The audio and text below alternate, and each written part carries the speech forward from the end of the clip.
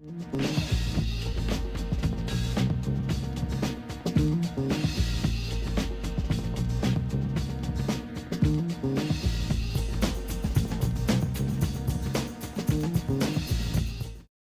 name's Ethel Long-Scott. I direct the Women's Economic Agenda Project, and I'm a proud part of the Teach-In Planning Committee. Welcome to our 7th event. We've got a lot of moving parts. Sister Aziza Jordan was to be my co-MC, but because of gentrification in Oakland and all over this doggone state, Aisha lives in Novato, and she commutes from Novato to here. For all of her lifetime, she grew up here in Oakland, but with skyrocketing rents and with threats of even more, oftentimes working class families are being pushed out. So she won't be able to join us this morning. She will be able to join us this evening, but we're gonna do some pitch hitting in between. So I just wanted to make sure, it's not really even disclosure, maybe one other reason you ought to make a recommitment to informing yourself and being involved in this struggle. Now, what is a Teach-In committee? Well, brother and professor Chris Whitenbach is gonna come forward and talk to you a little bit about that and share our mission. Show some love for Professor Whitenbach, come on now. Y'all ain't asleep, are you? Come on now, y'all can do a little bit better than this. Good morning, y'all. It's okay, you don't have to clap too loud if you don't know me yet. But I hope we get to know each other better. This is a mission statement from our Teach-In Planning Committee, drafted last fall, and I think it's kind of a beautiful thing. It is on the program at the bottom of the page if you got a program outside. Some of them are yellow, and some of them are white. Our mission is to create public space to envision an equitable, abundant, sustainable future for our communities and our college. The vision that guides our mission is of a sustainable society and world of abundance, peace, and equality. That world is attainable. To that end, we will host public events to share vital information among the college and the community about socio-political issues in ways that are collaborative, educational, and informative. We will bring attention to increasing calls for austerity in the face of growing wealth and exposing the nationwide links between toxic neglect in Oakland and everywhere else, as we did with the Flint teach-in about poisoning of water for over 100,000 human beings. We intend to focus on the crises in our community and strategies for achieving a sustainable economic democracy that works for everyone. All right, so you're in the right place today. All right. Thank you. All right, so with that, we're gonna continue this journey of doing knowledge development and maybe helping to provide various warriors in here with more information for fighting more effectively for our community. I can't think of any better person than our next keynote speaker. He is a Laney graduate, current staff at Umoja Ubaka Student Success Community, but also he is a he is a part of a long-term, multi-generational community that grew up here in Oakland. Christopher F. Brown was born in Oakland and is a proud Bay Area native. He is currently, as I said, staff assistant with the Umoja Project, and he'll be transferring to UC Davis as an English major in January. While at Laney, he was also a tutor and an ASLC senator. When he is not doing that, he is seeking publishing options of his first book while writing a second one, and is very politically active. Christopher has self-published several collective works of poetry and is continuously writing poetry, short stories, essays, and other written works, and also sometimes paints, and all of which can be seen on his website. Show some love for your own Christopher F. Brown. He'll bring our keynote message. No podium. Would you like to sit down here and read?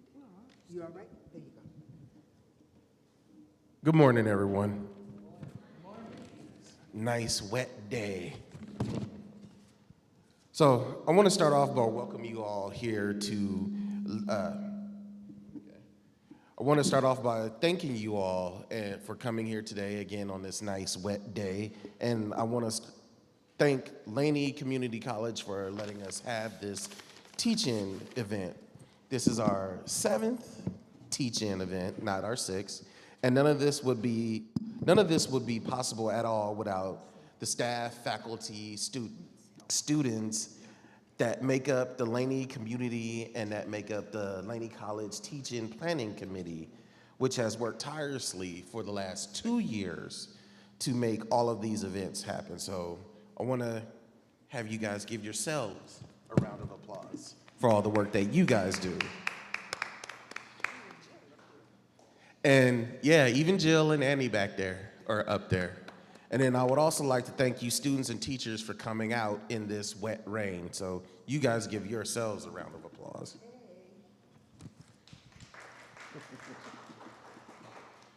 So I'm going to open with a quote from by James Baldwin that says, "The paradox of education is precisely this, that as one begins to become conscious, one begins to examine the society in which he is being educated." Why did I choose that quote?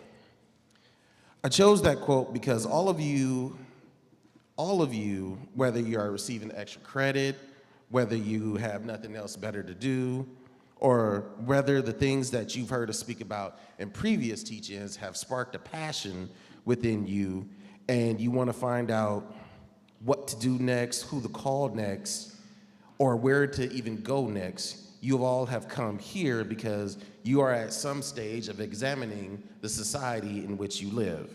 You are all at some stage of examining the education that's being offered to you. Whether by choice or by chance, you have arrived at this place and you have arrived at this time and you're on the verge of asking questions that you have never asked before. You're on the verge of adding more questions to the questions that have already gone unanswered. You're all on the verge of not only coming to an understanding, but examining that understanding which you already have. Again, we appreciate you for being here.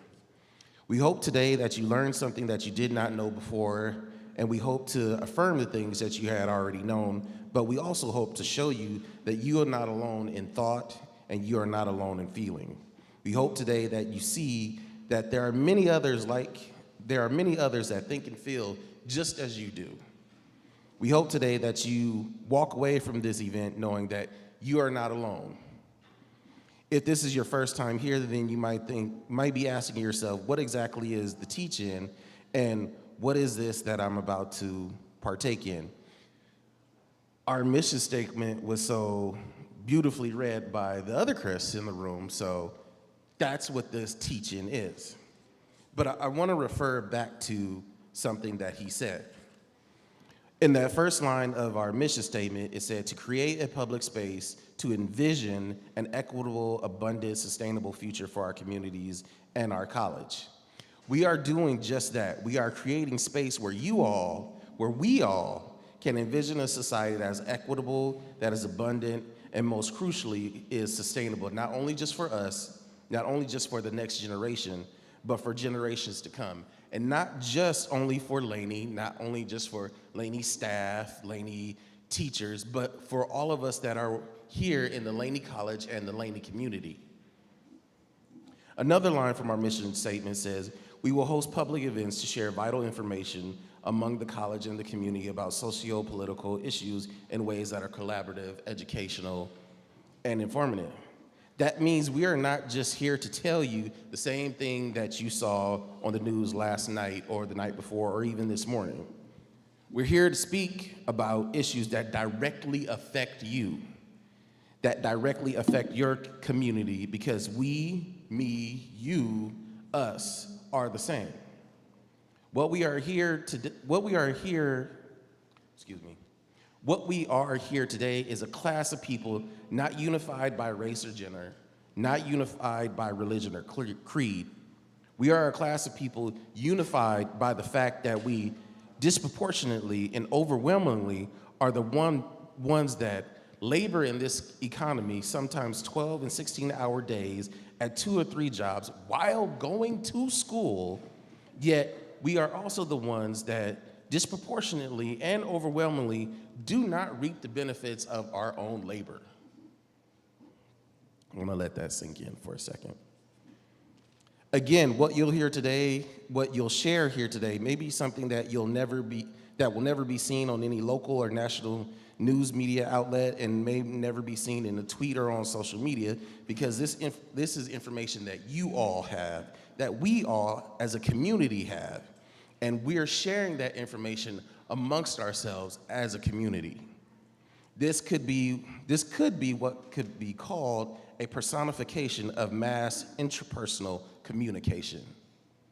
That means that what you hear today will not be the same ideological dogmatics of a corporate mainstream media outlet that tells you this person is bad, this group is bad, and just don't be around that badness. Because if you examine what they're calling bad, you might see a reflection of yourself or the groups that you're part of. This means that you won't hear us tell you if you work just a little bit harder, if you believe just a little bit more, and the underline to that is more than the people doing the exact same job that you're doing, wanting the exact same thing that you're wanting, and need the exact same things that you need, then you can find that good job, you can find that good home, and you can have that good life. What that means is that you won't hear us lie to you and say that if you don't have that good job, that good car, that good home, that good life, then it's because of you and it's your fault. We won't tell you that lie. We won't tell you that it's because of some flaw that's within you and everybody else who couldn't achieve that dream. Here today, we will not lie and tell you the same narrative that you heard before. But what you might hear could be called revolutionary, and we will tell you that it is not your fault. Once again, I will tell you, it is not your fault. And your government has a responsibility to its citizens, and that we as a group of people, we as a class of people, we should hold our government responsible for meeting the basic needs of its people, of us. Not just certain groups of people, not just select classes of people, but all of its people. So today we'll be talking about 4 umbrella issues that tie into many other issues that affect all of us. Those will be housing insecurity and displacement, the proposed AIDS stadium and displacement, migration and displacement, and healthcare and displacement. So in regards to migration, we live in the economic times that have never, ever existed upon this earth before. According to a Netflix documentary called Food, Inc., the average American farmer can feed 126 people, whereas 40 years ago, they could only feed 8 to 10. This means that if most farmers from South America or Central America tried to compete with the North American farmer, they couldn't. So what do? They attempt to get jobs working for the North American farmer. This goes back to a statement that was said in our mission statement, a sustainable society in a world full of abundance. We then need to ask ourselves a question. If the average American farmer can feed 126 people, and the Central and South American farmer that the North American farmer put out of work is also working for them, and we multiply that by the number of farmers we have in California alone, why are there people starving in California? Doesn't make sense. In regards to healthcare, we live in technological times that have never existed on this earth before. Again, we have technology that, we have medicines that have led to disease, treatments for disease like Crohn's disease, treatments that have allowed people to live highly functional, long-lasting lives, whereas 30 years ago, a diagnosis of Crohn's disease not only meant a very uncomfortable and regimented life, but a very likely early death. So again, if we have these technologies that make our lives healthier, more abundant, longer, and makes access to basic necessities more accessible, and human life generally easier, then why is food more expensive? Why is medicine more expensive? Why are these effective treatments, why are these effective treatments for these diseases more scarce and more difficult to attain for the average person? So, what I will cut to saying is, once again, I thank you all, and I hope that you guys enjoy yourself, and I hope, but more than that, I hope that you learn something today.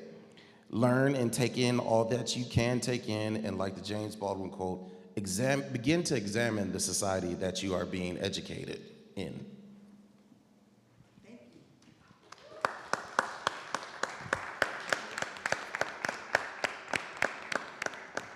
So one of the things that happens with a powerful presentation like that, but when we're in a community college, which is being gutted and underfunded, is that we don't have all the tools that we should have, so the powerful speech like this, where great thought and deliberation went into, the person's got to try to hold this thing while at the same time hold their notes.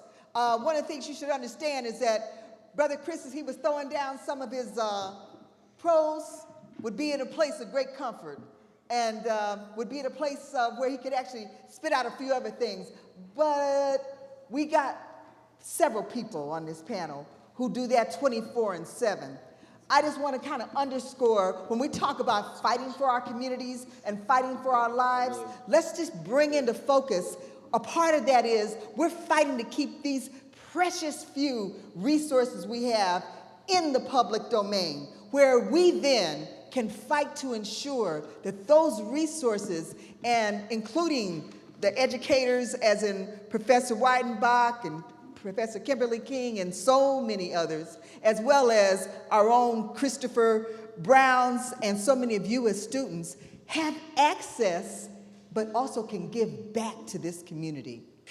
I really wanted to say that, so come on, y'all. I know it's a little early, but you need to show your own a little bit more love, because that was a lot of heavy information there. All right. So look, the other thing is we still got Chris around for a while, and I know y'all over at Umoja, you grab him, you get knowledge from him every chance you get, and so he is still accessible to us for that matter. But these kind of spaces that we've carved out to say, what are we up against and how do we begin to fight differently, it's been something that's been a hard-won fight.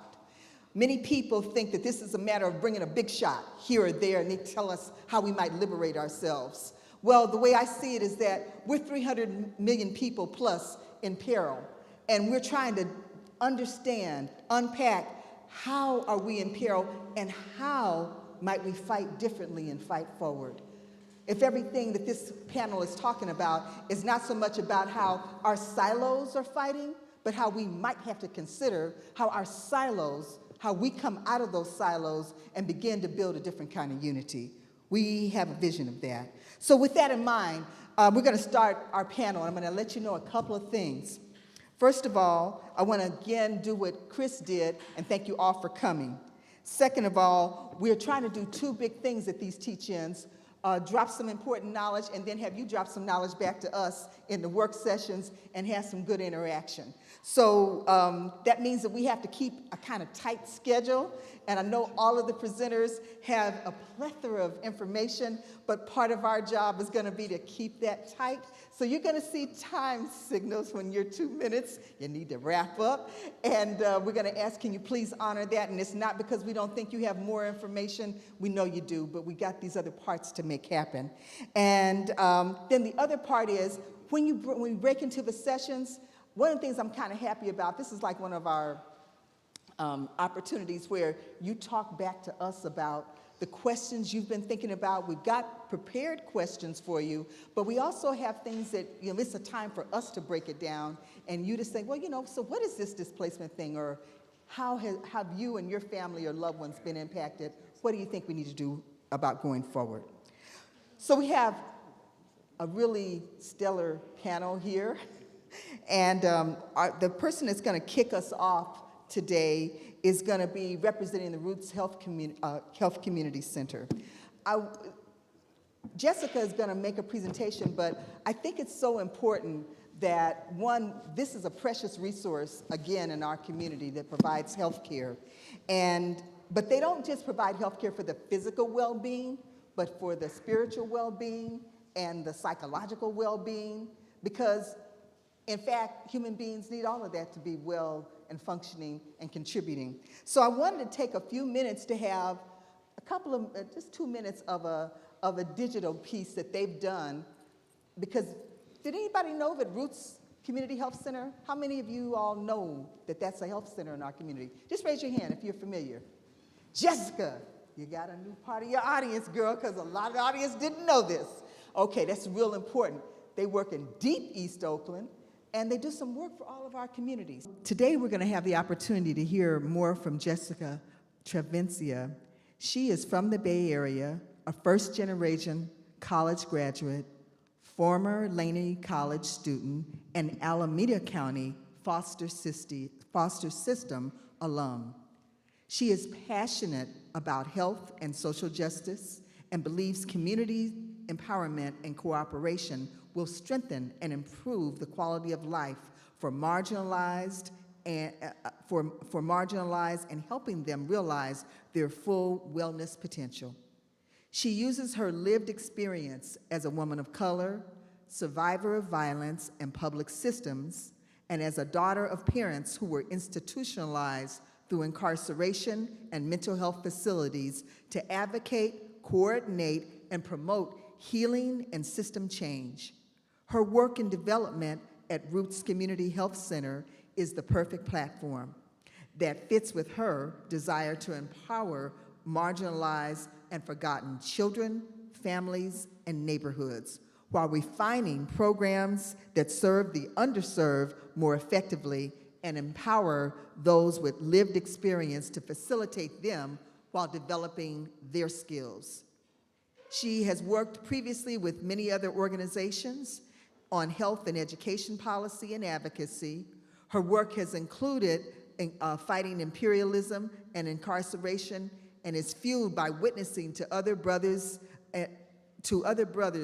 travel from school to prison pipeline due to brilliance unrealized, and stem from drugs, racism, poverty, capitalism, and community disinvestment.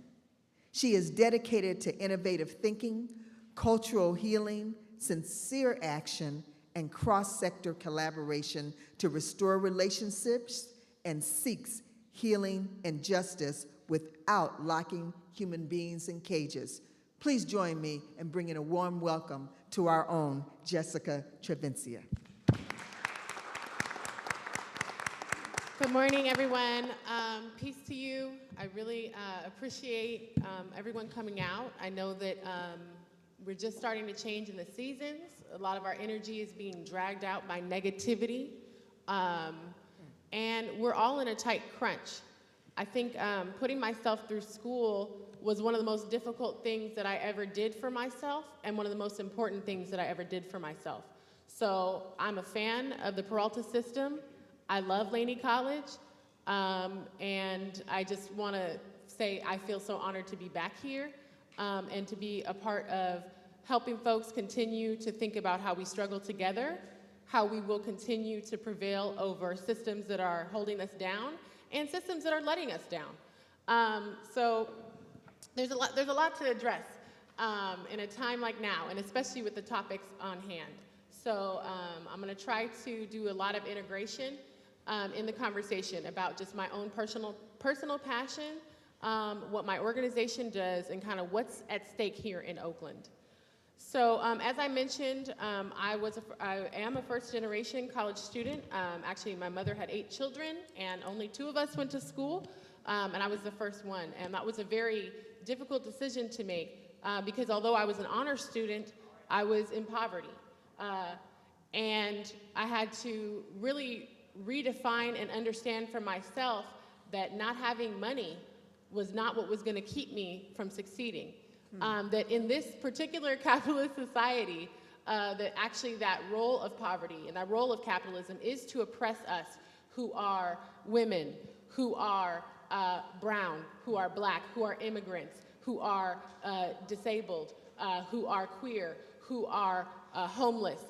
This particular financial system that we live in actually takes advantage of those identities. And many of us are catapulted into the borders and the cross sections of those identities in a way that we're really getting hit from all directions, which is why it's important for us to fight from every way that we can. So sometimes that's just getting up in the morning and smiling and thanking your creator, or thanking your neighbor for something, or helping someone out. And that really takes a lot of energy in a place of extreme oppression. But to go through school and to be putting your mind to education in a world where we have economic distress is a big feat. So I want to really remind folks that, college education isn't what it used to be, but what it can do, one of the biggest tools that it can do really for those of us who have experienced so much marginalization is it's one of those activities that you can do for yourself. You own your mind. You can constantly expand your mind and learn. And so anyway, I'm going off. I love education. I think it's very important. And I want to just talk a little bit about healthcare and access today. So Roots Community Health Center is in Deep East Oakland, and actually more recently, we just started working out of the student health clinic here. Yeah, So I want to make sure that everyone knows that if you need access to Medi-Cal and you need to get signed up, because it is open enrollment period. There's all kinds of conditions against us, but take the power in your hands and make sure you get signed up for health coverage. Because even though we have a maniac who's making major decisions and who has actually worse crooks in his cabinet who are making sure that they can try to take things away from us every moment they can. Here in the state of California, we do have some leadership that are going to try to do their best and have already committed to making and uplifting healthcare. So I want to say that when the Affordable Care Act came around, millions of people became insured who had not been insured before. Yes. Can you raise your hand if you have spent more than 10 years of your life without health insurance? So thank you for sharing that. I've spent most of my life without health insurance other than when I was in the system as a foster child. Yes. And I was born at Alta Bates in Berkeley because my mother had Medi-Cal. So we have to keep in mind that most people haven't had access to health care for a long time unless they were children. So the Affordable Care Act really changed the game for adults being able to have access to care. Access to care is extremely important because the types of things that can end up affecting a person in terms of their long-term health care are stuff that we can prevent early on by having our eye on the problem and by having regular wellness. Now, for those of us who are growing up in poverty and who don't have access to proper nutrition and who can't go out to a fancy meal downtown with the 300 or so new restaurants that have opened up in the last couple years, who can't afford that and maybe like me grew up on taco trucks, or in Deep East Oakland, you either have to drive, to San Leandro or back out to either the Fruitvale District or Chinatown to get something to eat, right? Those are, a lot of times we're told, okay, exercise more, eat more vegetables, and I would actually advocate for those things. I am a health professional. But what I would also say is that systematically we know that access is an issue in terms of food, safe spaces to exercise, and then also, of course, medical care. So working in the safety net is really important. Oh, goodness gracious. Okay, so we work in the safety net. We're serving some of the most displaced people.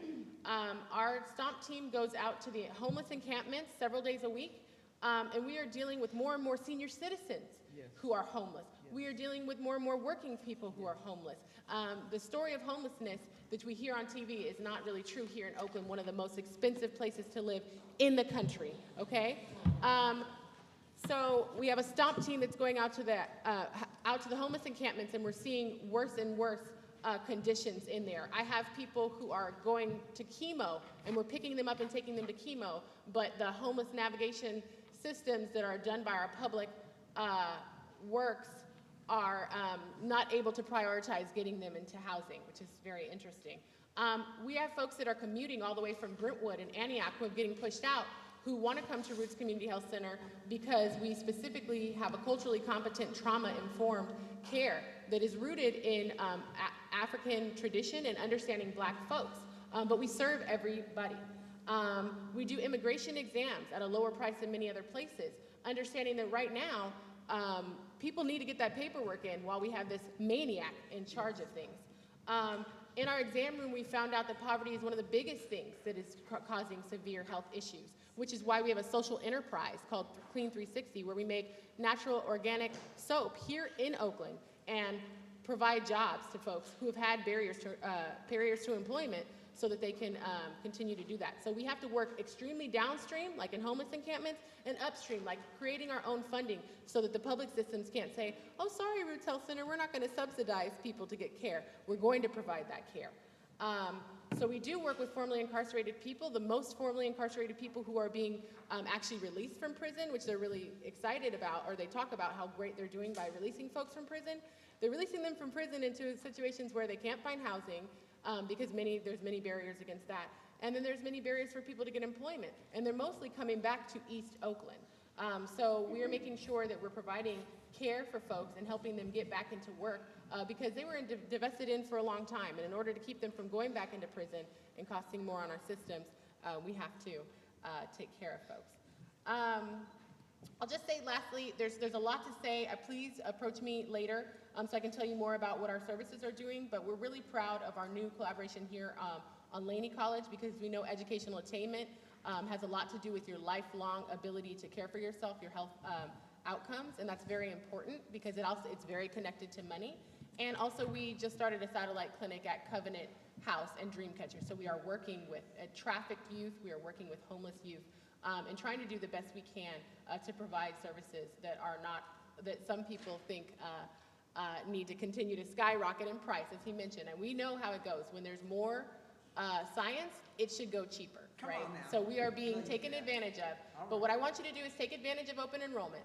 Sign up for open enrollment. Continue to fight for yourself every day to empower yourself and connect with Roots Community Health Center, connect with other organizations that are serving you, and hold people accountable. Here you go. Hold people accountable for caring for you, and hold yourself accountable because we will continue to fight. It's actually it's something we've been doing since the dawn of time. All right. Love you for that. Come on now. Jessica, thank you. Thank you for all that you do, and thank you for that powerful journey and being both an inspiration and a direction for our community as you kind of keep that torch going.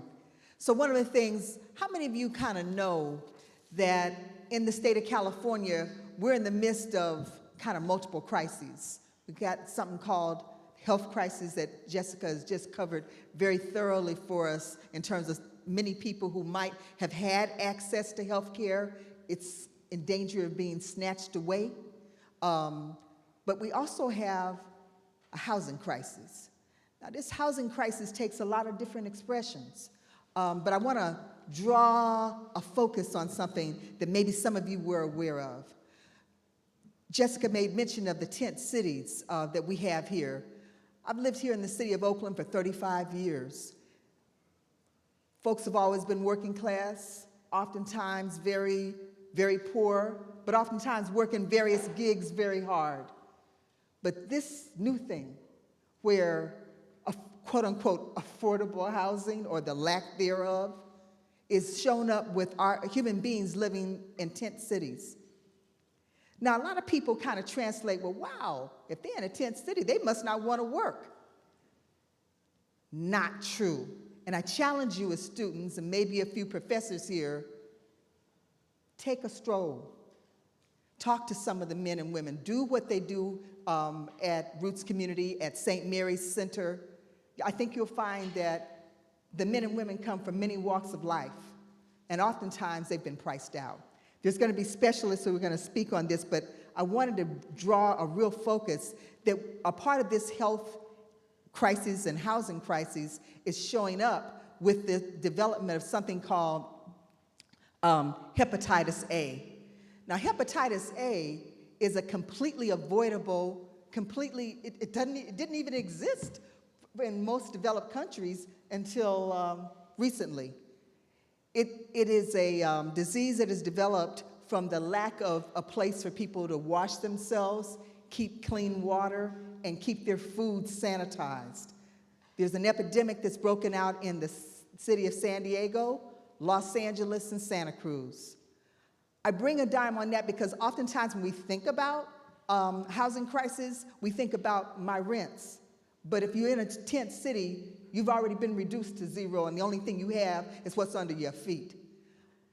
The next speakers are going to talk about some variation of that, and they're going to be two. We got two very powerful ones who are going to speak to that on the housing insecurity, and that is, I'll bring up Brother Kevin Taylor, who is a student now, has been a student here at Laney. We got a lot of Laney kind of alums or participants, and we'd like to do that. He was actually born and raised in Inglewood, California, and he moved to Northern California when he was about 1 year old, so I guess he was raised up here. He's a graduate from Deer Valley High School and Merritt College and San Francisco State University, where he's been an active member of the Black Student Union up until this current day. He currently lives in North Oakland and is focused on historical and present cultural expressions of Afro descendants and indigenous people of the land. He has traveled to many locations of Afro cultures in the Americas and am currently a leader of the Northern Central Southern African American Unity Movement. Please join me in both welcoming him, and I forgot to say, and thanking Jessica again for the excellent words that she brought to us. So first thank her, and then bring him. Thank you, Jessica, for sharing with, information with us. I'd like to stand up and kind of talk to the people, more my style. Hello, everyone. Hey. How's it going? My name is Kevin Taylor. I'm an alumni of Merritt College and San Francisco State University, and I'm a resident here of Oakland and born and raised here in the Bay Area. And today I'm just going to share with you a lot of my observations and understandings of what's been going on in my home of the Bay and some of the awarenesses of things that may be soon to come and have already taken place. So yeah, I'm from North Oakland. I've been there since I'm 1 year old, and I'm actually one of the first people that moved out of the area. I went to Deer Valley High School for all 4 years, and that's in Antioch. And some of the reasons why I moved out of the area was due to some of the crime, the failing educational system that was declining at the time, and more so of more of an opportunity to progress in a new area that was my parents at the time felt it was more suitable to do so. And that was basically one of the first steps that I've been aware of the effects of gentrification and displacement of Black people in the community.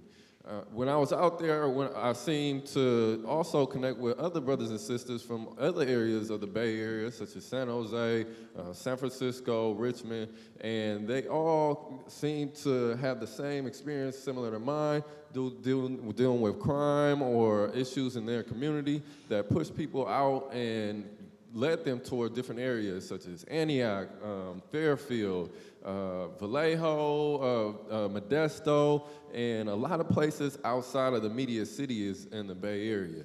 And seeing that and growing and making relationships with brothers and sisters from all different type of backgrounds and areas in the Black community really gave me a open-minded point of view towards my approach in a career here in the Bay Area.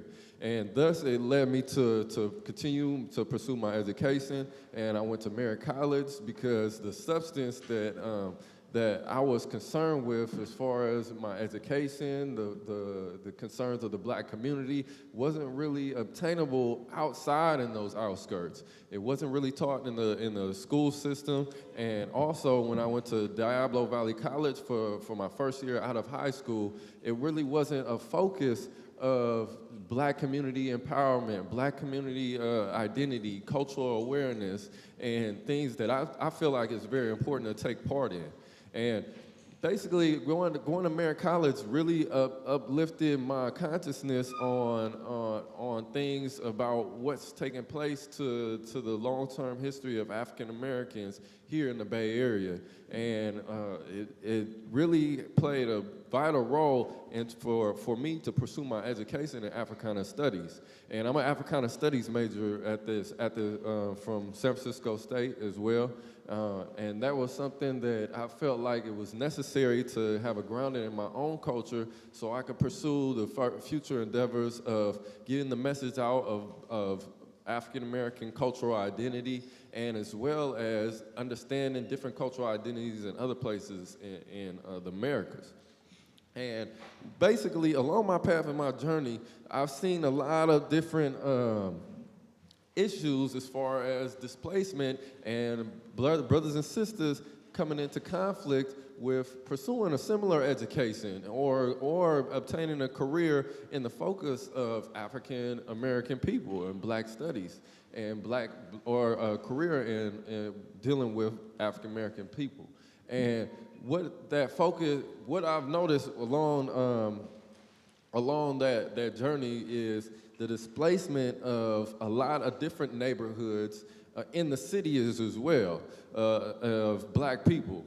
And one of the cities that I took part in actually helping through one of my classes in San Francisco State was in the Fillmore. And through the Fillmore, they came through with some fancy papers and distribute them to the brothers and sisters in the projects and the communities and things. And they basically had some wording to uproot them and, give them a large lump sum to go and find housing in other locations than the Fillmore, while they take advantage and basically input their willed community members or outside members into the community to kind of shape a new district or a new flavor of Fillmore. And it's also been taking place in Hunters Point as well. And my part of activism, and along with my fellow BSU members, was going to the community town hall meetings and sitting in and seeing what type of changes would take place when they so-called wanted to uplift and rebuild the communities, but they did not include the factor of displacing the Black members of the community as well. So they wanted to have this big plan to, hey, we're gonna change Hunters Point because we heard about this, and that, the violence and this, and we have a plan to come and fix things and everything's gonna be all right, but it didn't include those people that will be in there, that actually live there and maintain their community to be removed. And that factor, along with the Fillmore and what I've seen is a trend that's also been taking place in a lot of areas of high Black populated places in the Bay Area as well. In West Oakland, I've seen a dramatic change in about 5 years of so-called the new tech crew, coming in and, being eco-friendly or whatever, or having certain accesses to community housing and just being installed in the community where basically a lot of people aren't familiar with them as far as taking part in everyday activities, supporting local businesses, or in a large note, having an effect on the youth and encouraging them to be productive and grow and get education and learn more about the history and culture that was there.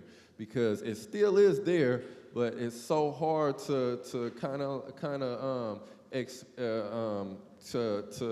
represent on a large level because there's so many other venues around that really don't take the best interest into the people of color there.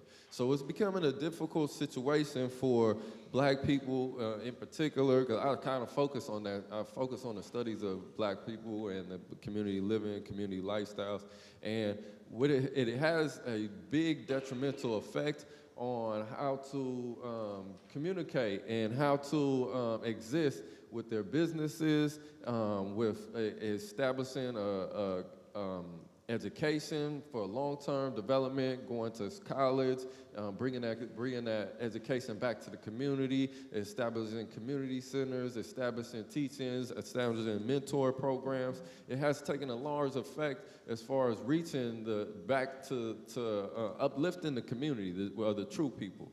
And basically, we want to bring this to the awareness because basically we have to come up with our own thrust towards solutions and dedications towards making sure that these things won't affect the long-term plans of these establishments to uproot us, displace us, and imprison us, because they really don't have a place for us to go. You see that obviously with the tents and also the prison system as well, and they feel like that's where maybe the community culture should thrive. And with solutions towards that is awareness and education of our past history, or of our past culture of here in Oakland, which is not ashamed to say of the Black Panther Party that has been worldwide known and congratulated towards the focus on Black community upliftment. And a lot of the things that have been taking place has been taking place because they do not want that same spirit to coexist in this land which it created, which it started. And we want to make sure that doesn't happen and take the real concerns of the Black Panther Party as far as education, as far as community control, equal justice, an end of police brutality and murder of Black people and injustice, and so on, to create and continue the legacy of providing a nurturing place for the true residents of the Black communities, and that are very, very appreciative of the land and the culture and the natural habitat as well. So community awareness, education, community familiarity, knowing your brothers and sisters, participating in community gatherings, and celebrations and honors of a long-term history of this land and the culture and the people will prevent and create a stronghold of unity to basically represent our true goals as Black people of the community, to really just exemplify a righteous way of being, a prosperous lifestyle, a healthy lifestyle, and a conscious, educated awareness of identity and focus towards leadership of this country and leadership of the world as well. We don't want to settle for a low level of thinking and acceptance of outlook. We want to focus on a big picture, and that was definitely one of the effects of the Black Panther Party as far as guiding this country and being a guider of the world as far as self-righteousness and appreciation for your culture and your community. Thank you, Kevin. Check this out. You get to hear some more in the work session, too. Thank you so very much. I knew this was going to be tough because when you got people who've been in the trenches and they've been teaching and they've been doing the work, there's a lot to communicate. But I think if what we can do is generate in the way that Kevin has spoken to and Chris kicked us off on, this is the end of something. This needs to be the beginning of deeper education, deeper building as we build for Reconstruction. Now, the next presenter is going to be a sister who's been doing this kind of work for a long time. They wouldn't tell me how long. They just simply told me a long time. All right, girlfriend, we came up in the same era. This is Sister Anita De Assis, and she has worked truly in a lot of different organizing, educating, mobilizing, and funding, decolonizing in this city on a myriad of interconnected issues, from decolonizing and saving public education to workers' rights, to fighting against police terror and for housing and against homelessness. She is the founder of Healthy Hoods and Young Oakland and the co-founder of Feed the People and the Village. Join me in giving her a warm welcome and thanking her for her work. She'll be speaking to us about housing as well, and we'll have a couple other speakers on other issues. Thank you. First, let's show some love. Thank you. How y'all doing today? Y'all haven't woken up yet. You haven't had your coffee. How y'all doing today? All right, all right. Thank you guys for sharing this space and for having us. Just to piggyback off what both of you had said, you know, I just want to remind everyone that Black Panther's number 0.4 of their 10-point program was Yes. affordable housing for all. Yes. And I want to start it off by saying that housing is actually a human right. Come on But now. in 2017, it has clearly on a global level become a privilege. It's not just the city, it's not just the state, it's just not the nation. We're talking about around the world, housing is a privilege. We're talking about indigenous people all the way to working class people being displaced. And as long as the system of capitalism exists and imperialism exists, we're always going to have homeless folks. Yes. Just like we're always going to have people who are exploited, just like we're always going to have poverty, because it's just the nature and the function of the system. So to get to the root of all these problems, we have to get to the root of the system of imperialism and capitalism. And that what we see happening now, even though we've always had poverty under the system, we've always had homelessness under the system, what we're seeing now is this crisis, meaning that, you know, there used to be this stereotype or this real reality of, because of what Reagan did back in the day, and his predecessors before him, folks who were homeless tended to be like veterans. People who had come back from the military tended to be, when they emptied out all the mental health institutes under Reagan's era, it was folks with mental health issues. When crack cocaine hit the ghetto, it became people who were on drugs who had lost their belongings because they got hooked onto the drugs.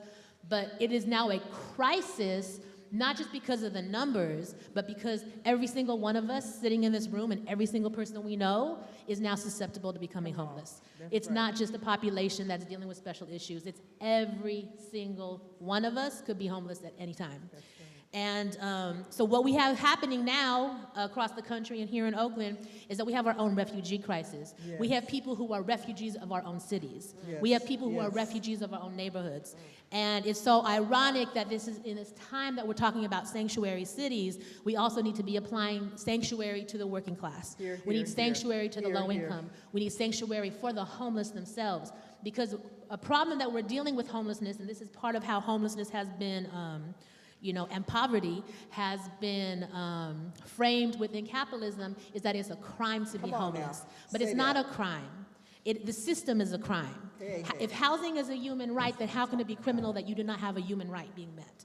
And so when we talk about sanctuary cities, I'd like to see folks start talking about low-income folks, working-class folks, and homeless folks also in need of sanctuary in our own cities.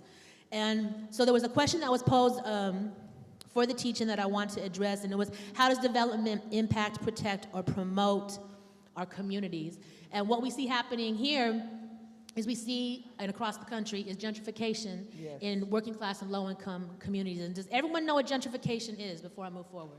Raise your hand if you do not know what gentrification is. Okay, all right, so we're gonna talk about it. And does everyone know what gentry is? Has everyone heard that word gentry? All right, raise your hand if you do not know what the gentry is. All right. So the gentry, the root word of gentrification, is an old English word. It means those who are landed, the people who have land. And so when they say they're gentrifying a city, what they're doing is they're taking people who have land, who have masses of land. These people who are coming from the Midwest, who are coming from wherever they're coming from. They're not giving up the land. Their mothers, their fathers, they themselves, their grandparents are not giving up their land to come into our neighborhoods to get new land. They're keeping that land, and they're assessing more land. So when you gentrify someplace, you're taking people who already have lots of resources, who already own land, and you're giving them access to more land, and you're making more people landless. And so when we're talking about gentrification, there is a direct correlation in gentrification and homelessness. As people said earlier, we're now seeing working class folks who hold down working class jobs, who hold down good paying union jobs, who are working in some of these new 300 restaurants that have popped up in Oakland. They're working in these 5-star restaurants, and they're homeless, and they were born and raised here, and they can't afford the city that they work in, and they can't afford the city that they helped put on the map. and they can't afford the city that they were raised in. And so we cannot talk about gentrification or homelessness without talking about them as the two sides of the same coin. Yes. And I just wanted to say that the county every couple of years does a thing that they called a point in time count, where they count how many homeless people they see in the county, city by city. And they say that 69% of all homeless in Alameda County exist in Oakland itself. Yes. And how they do their case in point count is they count who they see. According to their case in point count, as of January 2017, we have 2,700 and something homeless folks. Well, I'm part of a group called Feed the People. We out in the streets every week. And we started off, it was me and my daughter who's sitting up there. She actually had the idea she's shy. She actually had the idea to start this off because what we were seeing was there are encampments in Oakland that have been here all my life. They've been there. And what we saw is that they were getting bigger. Yes. Like, vastly, y'all know. Yes. Y'all see it. Yes. And then we saw more and more and more encampments. And it was overwhelming, and it was depressing me. It was really like, I feel things a little bit too much sometimes. And she's like, well, Mom, I'm a caterer by trade. And she said, well, Mom, just go and we'll go and, serve people food. And I was like, that's not going to change anything. She's like, it's going to do something. And so we started serving people food, and then we started providing provisions because we realized it had to be more than food. And then we provided advocacy because we realized it had to be more than that. And then we started defending the encampments because they were getting attacked by the pigs. They were getting attacked by Public Works. They were getting attacked by the city. Yes. And they were getting attacked by these gentrifiers. Yes. And then they also have been getting attacked by the street gangs. The street gangs are now seeing the encampments as a place where they can be making their money. Yes. So according to our time and count, there is at least 6,000 people who are homeless in Oakland. Yeah, come on now.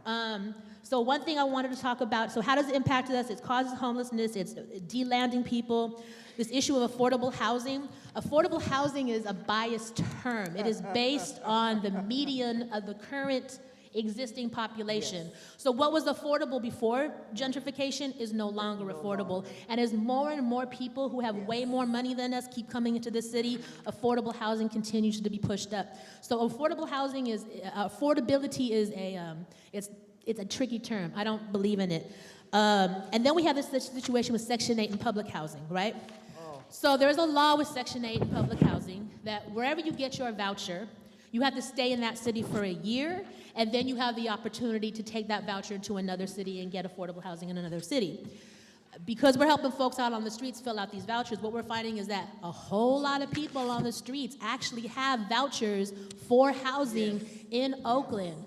But because these gentrifiers are coming in, and because the realty companies have bought out the families that used to own these homes, they don't want our money no more, and they don't want the government money because they can get 3, 4, 5 times more money for a unit than for public housing. So what's happening is if you go and fill out the paperwork for Section 8 housing or HUD housing, you read the first page, and the first page says how to fill out your voucher. The second page, and this is just for the city of Oakland. They made a special book just for us, y'all. The second page of that says how to move out of Oakland. Come on now. There is not enough Section 8 or public housing being accepted.